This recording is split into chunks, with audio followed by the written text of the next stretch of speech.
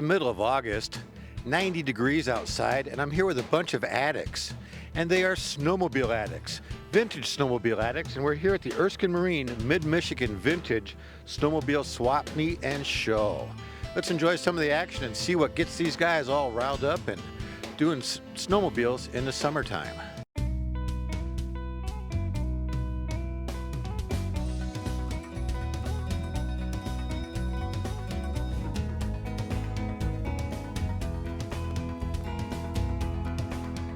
This is our 6th annual show. This has grown extremely well year after year. This is our biggest turnout ever. We've got 121 snowmobiles registered for the show right now. We've got about 7 acres of swappers out here. We've actually had to move vehicles today to make room for some more swappers. There's just an awful big variety of show sleds, sleds for sale, parts. We've got a hovercraft here for sale, which is kind of unique. You name it, if it's snowmobile or even motorcycle related, it's probably here today. This year we're featuring, and you'll be able to get some shots of it later, but the Polaris is our front row featured sled. And what we do is we feature one brand every year, and we do a chronological order, where we'll start at as early as we can and go right across. And if you look this year, we've got, I think 62 is our earliest Polaris, right up to like an 81. Some fantastic examples of the old trail sleds, and there's some race sleds in there. And like Pat said, this year we were at 121 registered show sleds, and we've got a ton more sleds out there in the show grounds.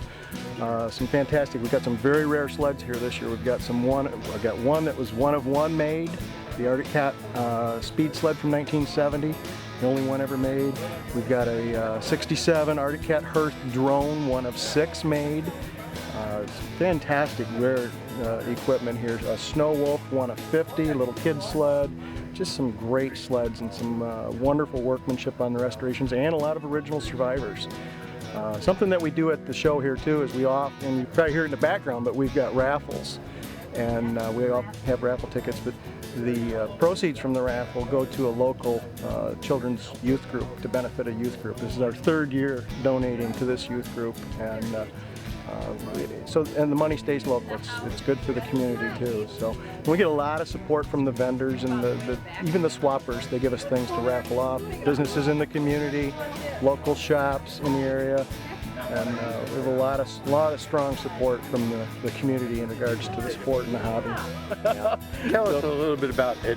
More than a hobby, that I hear it's almost an addiction. I was going to say, you hit the word there. It's an addiction. So, well, for some people like Doug that's got over 60 snowmobiles in his pole barn, that's quite an addiction. And there's some of the guys here that they've actually got a few acres in their backyard covered with snowmobiles that they plan on either restoring or selling parts off them to one of their friends. It's almost like if you see a snowmobile sitting out in the field, you don't pass it by. Well, we've got roughly, give or take, 700 sleds, major manufacturers, the Arctic Cats, but Arctic Cat, Skidoos, what have you. But we've got Vikings and Alouettes and orphan sleds, that kind of thing. Parts, pieces, whole sleds, you name it, we pretty well got it. We part them out, sell them at swap meets like this. Some of the Viking parts are for myself, of course, namely the name of our business, and they're for sale. I do it for a living. Not a great living, but it's a living. We've been playing with these things for probably 25 years. We basically were doing this. People used to tell me I was crazy to collect this junk. They said, what are you going to do with that stuff? It has no value. And I said, because I like it, that's why. I've got a total of 60 sleds right now. This is a 71 Chaparral 645 Thunderbird Racer. And what's unique to that machine, it's the wide stance racer. And up until a few years ago, I didn't even know they existed. A racer here from Michigan, a former dealer, was telling me about it. I was over at his place, and I said, I never heard of a wide stance racer. They didn't make such a thing. And he said, Jeff, he said, me and my brother raced them back in '71.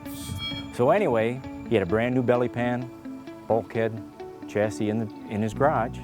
So of course I had to get it. I got 16 Chaparrals, and I had to have that. At the Vintage and Antique Snowmobile Swap Meet, I ran into John McGirt, who's president of the Antique Snowmobile Club of America. And tell us about the Antique Snowmobile Club, John. Well, Mike, it was an organization that started in 1976 to preserve the history of early snowmobiling. An antique snowmobile is classified as 1968 or older. And there's probably 70 or 80 different brands of that type of machine that was made over the years. And we're a club of about 2,800 people nationally that try to preserve, restore, and show the old snowmobiles. And you can see there's quite a collection of both antique and vintage machines here today. That's really a great turnout, and it's a great show today. So that's what we're all about, trying to preserve the history of early snowmobiling. And we want to thank Snow Trails TV for coming out too. Fantastic support. We can't say enough. Thank you guys. Yeah, it's great to see you guys Great to out see you here helping promote things, and we see your show and see you getting new people involved in snowmobiling all the time, and it's just great to see newcomers, especially people you never thought would get on a snowmobile. It's just great to see their expressions and how they enjoy the sport. Hopefully this will help the sport grow and maybe give us some more trails to ride, different areas to ride.